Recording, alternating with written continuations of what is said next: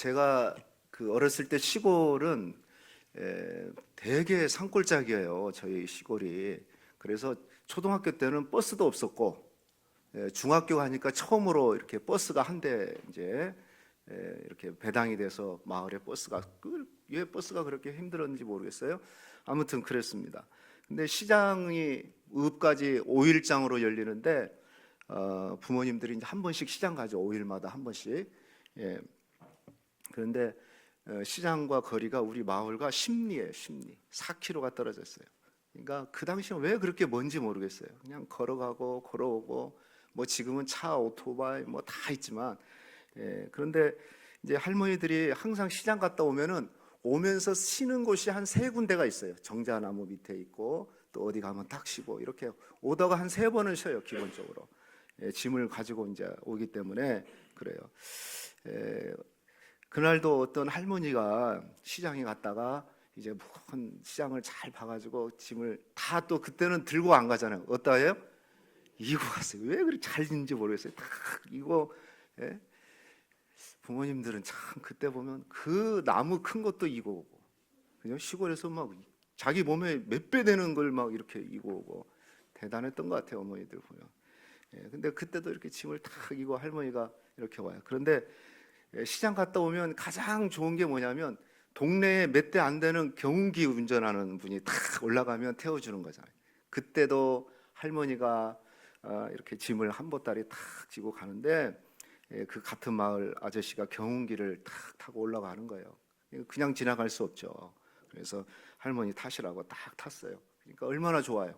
근데 한참을 가다 보니까 할머니가 경운기 뒤에 타긴 탔는데 짐을 안 내려놓는 거야. 그래서 아저씨가 얘기를 아이고 할머니 왜 짐을 안 내려놓으세요? 짐 내려놓으세요. 그러니까 할머니가 뭐라고 그래요? 그렇지 나 태워준 것만 해도 감사한데 어떻게 짐을 내려놓냐고. 진짜 그땐 그런 분들이 계셨어요. 여러분 짐을 오늘 말씀 우리가 서로 시리즈 서로 짐을 지라 하는데 사람은요 짐이 없는 사람이 없어요. 오늘 이렇게 다 그냥 가벼운 마음으로 온 것 같지만은 다 알게 모르게 보이지 않는 짐을 가지고 있어요. 어떤 사람은 경제적인 짐을 지는 사람도 있고 또 말할 수 없지만 집안의 문제가 큰 짐으로 뭐 자식들이 그러든지 어떤 짐을 다 가지고 있어요. 그냥 속으로 끙끙거리는 말 못하는 마음의 짐도 있고 심지어는 우리가 어떤 양심의 가책이나 뭐 이런 것들로 인해서 또 영혼의 짐까지 지고 있어요. 그래서 사람마다 다 짐을 지고 있어요. 우리 삶 자체가 부딪히는 것들이 짐이구나라고 할 수 있을 정도로 짐과 우리는 떼놓을 수가 없는데 특별히 오늘 이렇게 우리 성도님들 다 한 주간 사시다가 왔지만 보이지 않아도 또 말하지 않아도 아마 크고 작은 짐들이 다 있는 것 같아요. 그래서 조금만 예배 드리면 어깨가 쭉 처지고 그냥 내가 무겁습니다 하는 그런 분들이 있어요. 제가 지난 금요일에 기도회 끝나고 집에 가가지고 TV를 이렇게 보니까 추적인가요? 추적 60분인가? 뭐 그런 프로가 있더라고요. 그런데 그게 제목이 내가 그걸 좀 계속 봤던 이유는 코로나19 이후에 바뀌어진 어떤 한 현상을 얘기해주는 그 추적 프로그램이었어요. 근데 뭐냐면 이상 뭐 다음 주도 하는 것 같아요. 다음 주도. 근데 일부가 이상 죽음이라는 거예요. 이상 죽음. 그게 뭐냐? 코로나19 이후에 한국 사회에 아주 독특하게 드러난 게 뭐냐면 소위 말해서 고독사가 많이 늘어났다. 고독사. 그냥 혼자 외롭게 살다가 고립돼 살다가 그냥 죽는 거예요. 심지어 이게 통계적으로 우리나라의 이 고독사 위험군에 신고된 사람만 17만 명이랍니다. 이게 신고된 사람만. 이게 신고 안 된 사람까지 합치면은 뭐 20만, 30만도 될 수 있는 거죠. 그래서 신고된 사람은 동사무소나 이런 데서 관리를 조금은 해주죠. 쌀도 갖다 주고 전화도 해보고 뭐 주기적으로 복지사가 전화를 하는데 그럼에도 불구하고 이렇게 고독사로 죽는 사람들이 하루에 우리나라가 현재 코로나 이후에 많이 늘어났는데 하루에 10명 이상이 그렇게 죽는다. 한 달이 아니에요. 하루에. 하루에. 그래서 이런 사람들 보면 모든 게 단절됐어요. 단절. 가족하고 단절되고 친구나 이웃하고 단절되고 그리고 막 독촉장 날아오죠. 예, 그리고 환경적으로 그러다 보니까 정서적으로 완전히 고립되어 있는 상태. 예. 그래서 결국에는 그 무거운 그런 짐들을 이겨내지 못하고 안타까운 선택을 한다든지 그냥 술 먹고 그 고독사 하시는 분들의 그 특징이 뭐냐면 소주병이 가득하다. 그냥 쌓여져 있어요. 소주병이 거의 100%. 그거 가지고 하루하루를 견뎌내는 거죠. 그래서 안타까운 선택을 하는 그런 사람들이 너무 많아졌다라는 거죠. 그 스스로 그 짐을 이겨내지를 못하는 거죠. 그래서 여러분, 우리 주님이 우리가 잘 아는 말씀 있잖아요. 마태복음 11장 28절 말씀 우리 같이 한번 읽어봅시다. 시작. 수고하고 무거운 짐진 자들아 다 내게로 오라. 내가 너희를 쉬게 하리라. 수고하고 무거운 짐진 자들아. 인생은 다 수고가 있고요. 그리고 무거운 짐을 다 지고 있어요. 어떤 한 사람도 짐 없는 사람이 없어요. 다 짐이 있어요. 그래서 주님은 그런 자들을, 그런 사람들을 초청하고 있어요. 수고하고 무거운 짐진 자들아 다 내게로 오라. 여러분, 사람은, 모든 사람이 그래요. 나한테 짐을 맡기면 부담스럽죠. 나한테 짐 줘, 이런 사람 없을 거예요. 그렇죠? 자기 짐도 있는데 남의 짐까지 어떻게 맡아요? 그런데 우리 주님은 다 짐 있는 자들 나한테 오라. 내가 내 짐을 맡아주고 해결해 줄 것이다 라고 말씀을 하고 있습니다. 그런데 오늘 성경은 한 걸음 더 나가서 우리에게 요구하는 게 있어요. 자, 2절 말씀 다시 보면 너희가 짐을 어떻게 하라? 주님께 맡기는 것뿐만 아니라 우리 공동체 안에서 우리에게 말씀하고 있는 게 뭐냐면 너희가 짐을 서로 지라. 서로 짐을 지라는 거예요. 그리하여 그리스도의 법을 성취해라. 여러분, 이 한 절 말씀이 어떤 의미인지는 그냥 그 한 절만 뚝 떼어서 봐도 우리가 알 수 있죠. 우리 삶의 교훈과 지혜를, 또 진리를 알 수 있어요. 그냥 일반적인 진리. 여러분, 혼자 짐을 지면 무겁잖아요. 그죠? 혼자 지면 무거워요. 누가 막 끙끙거리면, 여러분 혹시 뭐 전철이나 이렇게 막 어르신들이 막 끙끙거리고 하면 그냥 휙 지나가면 안 되죠. 저 위에까지 같이 들어주면 얼마나 고마워하는지. 할렐루야. 너무 단순한 거잖아요. 서로 짐을 지라. 이 말은 말씀 그대로예요. 혼자 짐을 지면 무겁지만 나누면 가벼워지니까 함께 짐을 나눠라. 공동체 안에서. 이게 가장 이제 일반적인 우리에게 주시는 그런 말씀이에요. 그런데 여기 말하는 짐이 뭐냐? 짐. 제가 몇 번 여기 헬라어 단어를 좀 얘기할 거예요. 여러분 양해해 주시고요. 이 짐은요, 헬라어로 바로스라고 그래요. 바로스. 한번 해볼까요? 바로스. 이 짐이, 바로스는 어떤 짐이냐면 감당하기 힘든 일이나 삶의 고통과 고난을 의미해요. 그래서 몸과 마음이 아프거나 질병, 그리고 어떤 정서적인 감정적인 압박, 그리고 심리적인 낙담, 뭐 이런 것들을 짐이에요. 그러니까 어떤 범죄형 짐이 아니고 이 몸과 마음에 이 낙담돼가지고 뭔가 압박을 당해. 그래서 살아가는 게 벅차, 힘들어. 그래서 계속 뭔가를 죄를 짓게 만든다든지 삶의 고통스러운 일로 계속 밀어내는 거, 압박을 하는 거, 그게 짐이에요, 짐. 자, 그런 짐이 있다면 함께 져라, 나누라. 그런 말씀인 거죠. 그리고 그런 짐이 있다면 우리는 당연히 주님 앞에 나와서 그 짐의 보따리를 주님 앞에 풀어 놓을 수가 있습니다. 그런데 공동체를 향해서, 교회를 향해서 너희가 그런 짐을 서로 져라. 그래서 그리스도의 법, 그리스도의 법은 사랑의 법이겠죠. 그 사랑의 법을 이루어내라 라고 말씀을 하고 있는 겁니다. 자, 그렇다면 조금 더 우리가 이 말씀은 좀 더 들어가야 되는데, 서로 짐을 진다는 말은 그렇다면 우리에게 어떤 의미가 있느냐 좀 생각해 보면, 첫 번째는 위로자가 되라는 거예요. 위로자. 따라합시다. 위로자가 되라.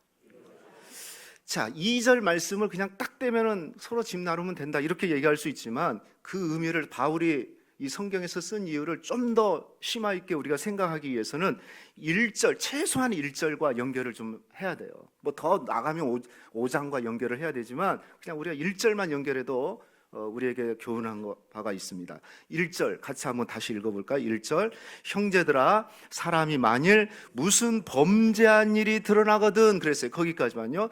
형제들아, 사람이 만일 무슨 범죄한 일이 드러나거든, 여기 무슨 범죄하는 일, 이 범죄하는 일이 드러났다, 밝혀졌다는 거죠.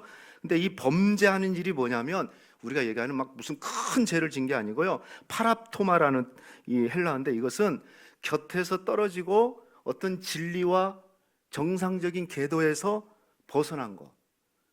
그러니까 원치 않았는데 어떤 실수와 어떤 자신의 실책으로 인해 가지고 정상적인 길에서 벗어진 것, 떨어진 것을 얘기해요. 이게 큰 어떤 뭐 형사적인 그런 범죄가 아니에요. 순간적인 실수, 작은 잘못으로 인해서 어떤 진리 안에서 떨어지고 뭐 공동체 안에서 벗어난 그런 사람을 얘기하는 거죠. 여러분, 신앙생활 하다 보면 또 교회에 있다 보면 이런 경우가 있어요. 무슨 신앙에 무슨 막 큰 죄를 져서가 아니라 작은 오해 때문에 혹은 작은 실수 때문에 교회를 벗어난다든지 떠나든다든지 이런 사람이 있어요. 자, 이런 사람들을 향해서 뭐 하라는 겁니까? 서로 짐을 지라는 거예요. 서로 짐을 지라. 서로 짐을 지라. 그런 사람들이 있다면 방관하거나 무관심하지 말고 서로 짐을 져서 다시 자유함을 얻게 하고 다시 돌아오게 하라. 그것이 그리스도의 말씀을 성취하게 되는 것이다 라고 얘기를 해요. 왜 이것이 중요하냐면 작은 오해와 실수로 넘어진 사람들을 세워주지 못하면 그때 여러분, 사단이란 놈이, 마귀란 놈이 노립니다. 구약 성경에 보면 마귀의 족속, 마귀를 상징하는 족속이 있는데 그 대표적인 족속이 아말렉 족속이에요. 그래서 하나님은 아말렉과 대대로 싸운다고 얘기했는데 그들이 왜 사단으로 비유가 되냐면, 자, 신명기 25장 17절 19절인데 17절 18절만 보세요. 너희는 애굽에서 나오는 길에 아말렉이 내게 행한 일을 기억하라. 고 그들이 너를 길에서 만나 내가 언제 피곤할 때 또 내 뒤에 떨어진 약한 자들을 쳤고 하나님을 두려워하지 않았다. 이 아말렉이 왜 비열하고 하나님이 대대로 싸우겠다고 출애굽기에 말씀했냐면 피곤할 때, 백성들이 피곤할 때, 그리고 뒤에서 떨어진 약한 자들을 공격해요. 뭐 그 당연한 뭐 전술이겠지만 이게 사단의 전략 중에 하나라는 거죠. 앞에서 얘기한 대로 짐진 자들, 약해가지고 피곤해서 어떤 일로 인해 가지고 떨어진 자들, 그래서 어떤 공동체에 대열해서 뒤처진 자들, 이런 자들을 마귀는 보고 있단 말이죠. 아말렉이 그런 사람들을 공격했어요.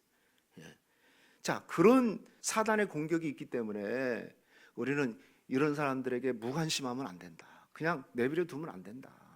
여러분, 이 말씀 들으면서 어떤 사람들이 좀 생각났으면 좋겠어요. 아, 그분이 왜 그러지? 한번 생각나면 그냥 두면 안 된다는 거예요. 사단의 역사가 있기 때문에. 그래서 다시 한번 보세요. 그런 사람들을 도와라 그러는데 1절 다시 한번 보면 만일 무슨 범죄한 일이 드러나거든 신령한 너희는, 그랬어요. 따라합시다. 신령한 너희는. 여러분, 신령한 너희는, 그러니까 신령하다 하면 이건 우리가 생각할 때 막 어떤 차원이 다른 사람 이런 얘기를 하는 게 아니에요. 영적인 사람 이런 게 아니에요. 그리스도의 공동체 안에 들어있는 성도들을 향해서 얘기하는 거예요. 너희는 구원받았잖아. 갈라디아서 5장 16절에 보니까 성령으로 살아가는 사람들, 성령의 동행하심 속에서 살아가는 사람, 율법주의자들이 아니고, 그러니까 특별한 사람을 얘기하는 게 아니고 구원받은 너희들은 이런 사람들을 그만 가만히 두면 안 된다. 지금 대열에서 이탈해가지고 언제든지 마귀가 노리고 있는, 아말렉 족속이 노리고 있는 그런 사람들을 보고 있는데 그냥 내버려 둔다. 그게 어떻게 공동체가 될 수 있냐. 그런 무관심하면서. 그래서 신령한 너희들, 구원받은 너희들, 같은 대열에 있는 너희들은 달라야 된다라고 얘기를 하는데 그 다음이 뭐라고 얘기했습니까? 신령한 너희는 어떻게 하라? 온유한 심령으로. 따라합시다. 온유한 심정으로, 온유한 마음으로 그들을 도와라는 겁니다. 온유하다는 게 뭘까요? 뭐 사랑하는 마음일 것이고, 또 친절하게 따뜻한 겸손한 태도를 가지고 그들을 도와라는 거죠. 그들의 짐을 나누라는 거예요. 이 갈라디아 교회 안에는 율법주의자들이 있었거든요. 율법주의자들은 어떤 잘못이 드러나면 율법을 들어댑니다. 너 잘못했지, 이거 봐, 거울을 들여다듯이 네 꼴을 봐라 하면서 정죄하고 막 뭔가를 파문하듯이, 예? 막 뚫고 들어가거든요. 예? 자, 그렇게 율법주의자들처럼 정죄하지 말고 파문하지 말고 어떻게 하라고 그래요? 신령한 성도들은, 구원받은 성도들은 온유한 마음을 가지고 온유한 태도로 그들을 대하라는 거죠. 가끔 우리는 어려운 사람을 도와줄 때 막 경고를 하고 도와주는 사람이 있어요. 내가 이번이 한 번이야, 다음에 하면은 막 이제는 국물도 없다고 막 그래요. 그러려면 하지를 말라는 거예요. 온유한 심령으로. 그런 사람은 짐 하나 들어주면서 두 개를 올려주는 사람들. 그건 온유한 심령이 아니죠. 율법주의자들이 그랬어요. 온유한 마음으로 하라는 것은 뭔가 따지지 않고 겸손하게 친절하게, 그들이 지금 어려움을 겪고 있는 것을 한마디로 말하면 이로해 주라는 거예요. 이로해 주라. 따라합시다. 이로해 주라. 이로해 주는 게 우선이라는 거예요. 이로해 주는 게. 왜? 앞에서 말씀드렸잖아요. 범죄한 것이 무슨 큰 죄를 진 게 아니에요. 이 갈라디아서 얘기하는 게요. 자신의 실수로 인해서 순간 잘못 선택. 우리가 충분히 누구든지 그럴 수 있잖아요.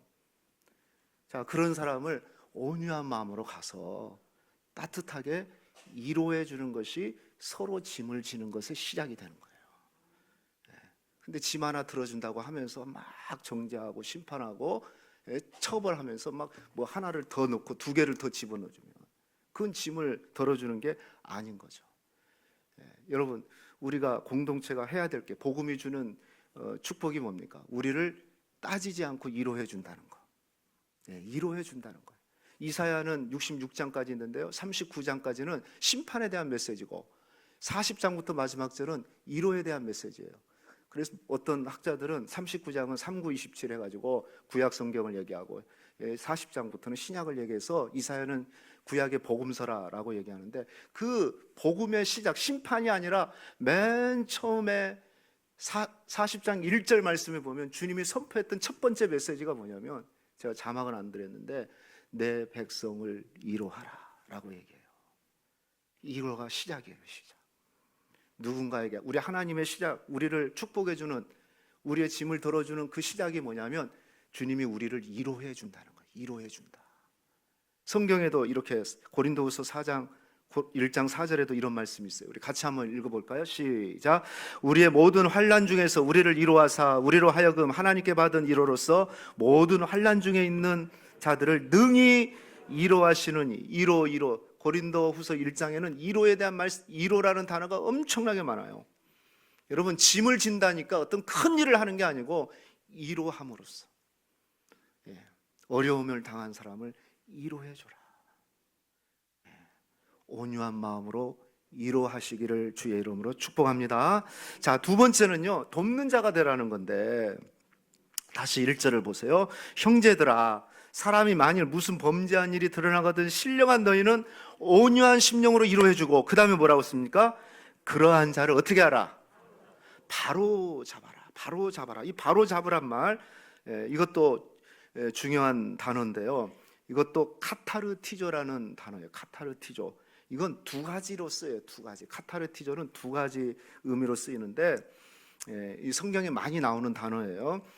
그런데 첫 번째는 병원에서 삐뚤어진 뼈를 제자리로 잡아주는 거예요. 우리가 정형외과 가면 허리가 아파가지고 병원에 가니까 엑스레이를 딱 찍으니까 의사 선생님이 그러는 거예요. 아이고, 할머니 허리가, 뼈가 보세요. 허리뼈가 이렇게 휘었어요. 이것을 바로 잡아주는 걸 카타르티조라고 그래요. 카타르티조. 바로 교정시켜주는 거. 이게 카타르시죠. 그러니까 아까 말씀드린 대로 빗나간 사람들을 바로 교정시켜주는 거. 또 하나, 이 카타르시조는 언제 쓰이냐면, 어부가 고기를 잡을 때 그물을 이제 그물로 쓰잖아요. 그런데 그물을 한번 쓰고 나면 그물이 낡아져요. 막 끊어지기도 하고. 그러죠. 고기를 잡으면서 그걸 갖다가 다시 꼬매는 거. 이 꼬맸다 할 때, 마태복음 4장에도 제자들이 그물을 꼬매고 있다고 그런 얘기 나오잖아요. 그게 뭐냐면 꼬맨다 할 때 쓰는 게 카타르티조예요. 카타르티조. 그러니까 바로 잡아준다는 것은 어떤 의미냐면은 다시 그 사람이 제 기능, 제 자리로 돌아오고 그물을 다시 쓸 수 있도록 기능을 준비시켜 주는 것을 얘기하고 있는 거죠. 그러니까 우리가 무슨 얘기입니까? 서로 짐을 진다는 말은 다른 얘기가 아니에요. 그물을 사주라는 말이 아니에요. 서로 짐을 져서 그물 하나 사줘. 그러면 엄청난 부담이잖아요. 그러잖아요. 근데 바로 잡아주라는 이 카타르티저는 다른 의미가, 그물을 사주는 게 아니라 그물 중에서 끊어진 것들을 꼬매는 것을 도와줘라. 그물을 사주는 거하고는 완전히 다른 의미잖아요. 설교 듣고 계세요? 예. 한마디로 말하면 작은 도우미가 되라는 거예요. 큰 걸 도와주는 게 아니에요. 뭐 큰 거 도와주면 좋죠. 하지만 우리가 어떻게 큰 걸 다 도와줄 수 있어요? 준비시켜주는 거. 뼈가 이렇게 흔들어져 있는데 그걸 교정시켜서 바르게 잡아주듯이 그물이 꼬매야지 다시 또 나갈 수 있는 거 아니에요. 예? 이 터져 있는 상태로 가면은 고기 잡을 수가 없어요. 예. 그래서 서로 짐을 지란 말은 마치 그물 하나 끈을 연결시켜 주듯이 하나 연결시켜 주는 거. 그래서 다시 일어나고 다시 살아갈 수 있는, 준비할 수 있도록 도와주는 것, 그거예요, 그거. 어떤 사람이 마치 자기의 실수와 잘못으로 인해서 마치 늪에 빠진 거예요, 늪에. 여러분, 늪에 빠진 사람은요, 자기 스스로 나오려고 그러면 더 깊게 퍽퍽퍽 들어가요. 힘들어요. 그런데 안쪽에서 자기 스스로는 빠져나오지 못해. 그렇지만 바깥에 있는 사람들이 돕는 것은 쉬워요. 그냥 밧줄 하나 던져주면 돼요. 너 이거 잡아. 이거 잡고 나와. 이거 던져주는 거 하나예요. 같이 들어가서 같이 빠져나가는 게 아니고. 그런데 늪에 빠진 사람은 막 혼자 허우적거리면 더 깊게 푹푹푹 들어간단 말이죠. 그래서 이 바로 잡아주라는 것은 작은 도우미가 돼서 내게 있는 거 하나, 밧줄 하나 던져주는 거. 그물 하나 찢어졌는데 그거 하나 꼬매주는 거. 뭔가 좀 삐뚤어져 가지고 이거 뭔가 기우뚱거리는 거 다시 교정시켜 주는 거. 새 금을 사주란 말이 아니라. 그래서 저는 이 말씀 생각하면서 그랬어요. 야, 그렇구나. 작은 도우미가 되는 거. 내가 누군가의 어려움 당한 성도들을 향해서 작은 도우미, 그물 하나 끊어진 거 도와주는 것은, 도와줌으로써 서로 짐을 질 수 있는 거구나. 근데 우리는 이걸 못하면 그 사람은 앞에서 얘기한 대로 마귀한테 끌려다닐 수밖에 없는 겁니다. 여러분, 서로 짐을 진다는 건 다른 의미 아니에요. 작은 거 하나 도와주는 거예요. 작은 도움이 정도 되는 거. 야, 그 사람이 참 어려움 있네 하면서 뭔가 내가 작은 섬길 수 있는 게 뭘까? 좀 도와줄 수 있는 게 뭘까? 뭐 그런 거 여러분 생각해내는 거죠. 그러면 그것으로 짐을 나눠지는 거예요. 여기 바울이 막 너희들 막 그물 하나 크게 사주고 그냥 막 어떤 거 크게 하라, 그런 의미가 아니에요. 작은 도우미. 내가 저 사람을 도울 수 있는 게 뭐가 있을까? 이 생각부터 하고, 때로는 그게 뭘까요? 기도부터 될 수도 있죠. 저는 어쩔 때 그래요. 가장 도울 수 있는 거 기도가 될 수도 있어요. 어떨 때 진짜 절망 중에 있는 사람은 기도가 안 되는 거거든요. 기도도 안 돼요. 자, 그런 사람을 위해서 말로만 인사치레 내가 기도해 줄게, 이게 아니고 정말 기도해 주면 하나님의 역사가 일어나는 거죠. 할렐루야. 큰 도움을 주는 게 아니고, 뭐 큰 도움 줄 수 있으면 주십시오. 하지만 서로 짐을 지라는 것은 작은 도움. 내가 그물은 못 사줘도 그물 하나는 같이 꼬맬 때 꼬매줄 수 있지 않은가? 그 정도로만 짐을 나눠도 그 사람은 다시 일어날 준비를 하고 바닷가로 나갈 수 있는 거예요. 여러분, 짐을 서로 져주시기를 주의 이름으로 축원하겠습니다. 마지막 세 번째는요, 책임자가 되는 거예요. 책임자. 즉 자기 짐을 먼저 지라고 그랬는데, 다시 보세요. 1절을 다시 보세요. 신령한 너희는 온유한 심령으로 그런 자를 바로잡아주고, 그 다음에 뭐라고 그랬어요? 너 자신을 살펴보아 너도 시험을 받을까 두려워하라. 너 자신을 살펴라. 자, 율법주의자들처럼 죄가 드러나면 막 책망하고 몰아치지 말고 그 상황을 보면서 앞에서 얘기한 대로 온유한 마음으로 위로해주고, 그리고 작은 거 하나 도와주되 그 다음에 꼭 해야 될 것이 뭐냐면 자기 자신도 살펴야 돼요. 왜? 자기도 시험과 유혹에 넘어질 수 있다는 것을 늘 기억하라는 겁니다. 나는 어떤 일이 있어도 유혹당하지 않아, 넘어지지 않아. 이런 자신만감, 이건 잘못하면 교만이 돼. 너무 자만하면 교만으로 빠져요. 자신감이 있는 건 좋지만 그게 너무 나가면 이건 교만으로 빠져요. 그래서 그러지 말고 먼저 자기 자신도 한번 살펴라. 근데 뭘 살펴라는 겁니까? 자기 자신. 나도 넘어지지 않도록 해야 되는데, 근데 그걸 이 문맥상의 5절 말씀에 보면 이런 말씀이 있어요. 5절 보세요. 각각 자기 짐을 질 것이요. 2절에는 서로 짐을 나눠지라 그랬는데, 여기 5절 끝에 결론쯤 가서는 각각 자기 짐을 져라 라고 했어요. 자기 짐을 져라. 그런데 여러분, 2절의 짐은 아까 바로스라고 그랬어요. 어떤 삶을 압박하는 것들, 그래서 자꾸 뭔가로 몰아내고 죄를 짓도록 몰아내는 것들, 이게 바로스라면 똑같이 한글의 짐인데 이 5절의 짐은요 다른 짐이에요. 이건 프론티온이라고 그래요. 프론티온이라고 그러는데 이것은 자신이 져야 될 짐, 각자가 맡은 책임, 다른 말로 얘기하면 사명을 얘기해요. 사명. 여러분, 서로 짐을 지는 데 있어서 가장 중요한 건 마지막 결론이 뭐냐면 내 짐은 내가 져야 된다는 거예요. 할렐루야. 그러니까 남의 짐을 나눠지기 전에 내 짐, 프론티오는 내가 져야 돼요. 그래야지 남한테 짐을 안 주는 거예요. 무슨 얘기인지 알겠습니까? 그렇죠. 그래서 지금 성경은 마지막은 그 얘기를 한 거예요. 내 짐이 뭐지? 이 일을 살피면서 문제 있는 범죄에 빠져서 짐을 짓고 있는 성도를 살피면서 꼭 살펴야 될 게 뭐냐면 내 짐이 뭐지? 내가 짐을 가는 짐은 뭔가? 요걸 먼저 생각해야 돼요. 이것도 생각해야 돼요. 이게 프론티온이거든요. 자신이 져야 될 것. 근데 엉뚱한 사람, 우리가 가끔 그런 사람이 있어요. 막 여행, 예를 들어서 단체 여행을 가면요, 막 남들 짐 들어주고 막 열심히 하다가 자기 짐을 잃어버린 사람이 있어요. 그래가지고 짐이 돼, 그 여행에. 짐 찾으러 출발도 못하고. 그러니까 이건 자기를 살피는 거야, 자기를 살피는 거. 서로 짐을 지는 데 있어서 마지막 해야 될 일이 뭐냐면 내 짐은 뭐지? 자기 짐을 자기가 질 수 있는, 이런 걸 우리는 책임이라고 그러잖아요. 책임. 자기 책임을 져야 된다. 세상에 가장 나쁜 사람이 어떤 사람입니까? 권리는 주장하면서 책임을 안 지는 사람. 교회도 그런 사람들, 권리만 나는 권리는 주장하는데 책임을 안 지는 사람이 있어요. 그런 사람이 있으면 안 되죠. 그래서 사도 바울은 서로 짐을 나누지라고 얘기하면서 마지막은 각각 자기 짐을 살펴라. 네가 져야 될 짐이 뭐냐? 그걸 다른 사람한테 짐을 지어주지 마라. 네가 질 짐은 네가 져라. 네가 책임질 것은 네가 책임져라.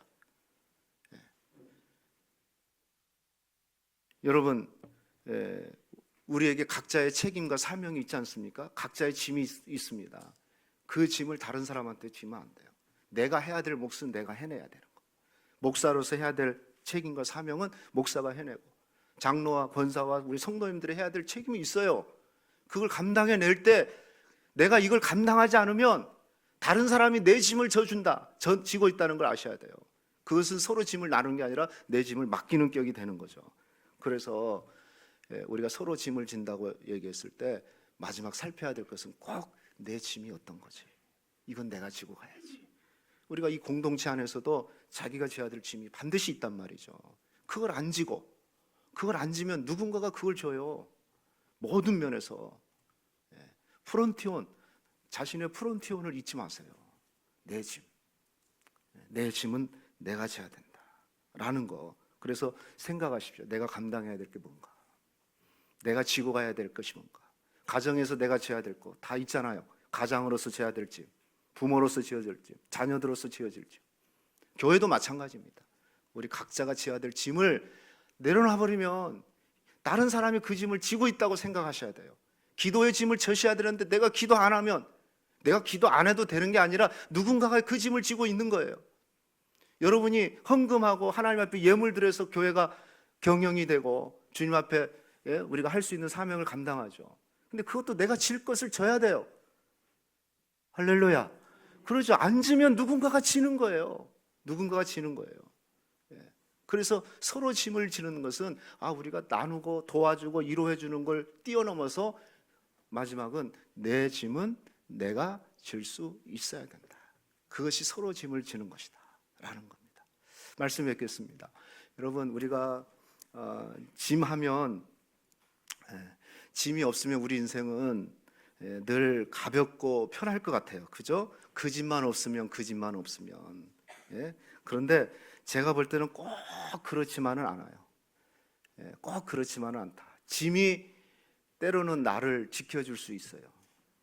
제가 언젠가 그런 얘기 했잖아요. 한겨울에 눈 덮인 산에 등산객 3명이 갔어요. 그런데 등산하다가 한 사람이 3명 중에 한 사람이 사고가 난 거예요. 다리가 부러지고 허리가 부러지고 그냥 호흡도 힘들어. 막 그냥 겨우 숨만 쉬고 있어요. 도저히 움직일 수가 없어요. 산 꼭대기에서 그랬으니 이거 어떻게 해요? 어떻게?